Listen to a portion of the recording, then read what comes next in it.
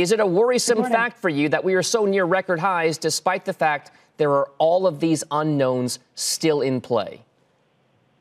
Yeah, absolutely. Well, it goes without saying that there are a lot of near-term risks and headlines that are worrisome, whether it's the Brexit deliberations, delays on the fiscal front in the U.S., and of course, most importantly, the latest worrisome virus trends across the U.S. And Europe, and of course, the potential for some near-term economic impacts. But our sense is that given these vaccine breakthroughs, investors will be able to look through some of these near-term headline risks towards a more lucrative 2021.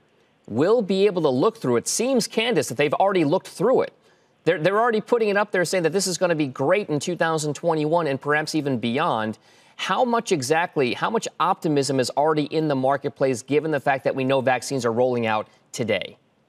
Absolutely. So the mood in the market is definitely leaning bullish and a lot of optimism given these recent developments. The stars are aligning for a fantastic 2021. And I think what markets are underestimating is the magnitude of that recovery in the latter part of next year.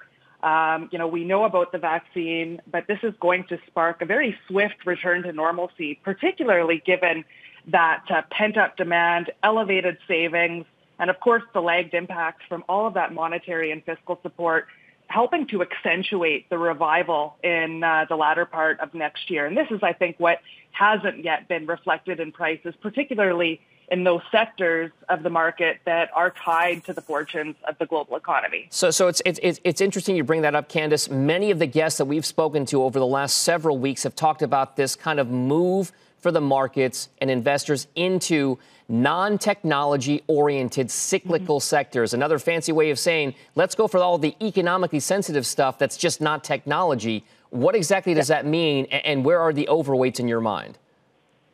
Absolutely. Well, so while this year has been the year of the pandemic, uncertainty, this has underscored that defensive nature of the rally that we've seen since March, and that has largely been driven by the tech sector.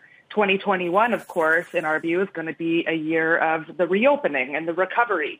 And this is where we want to be exposed to those sectors of the market that are tied to the economy. So resources, industrials, financials, these sectors have lagged in the equity market rally since those March lows. And this is where we see some compelling value in the next 12 months.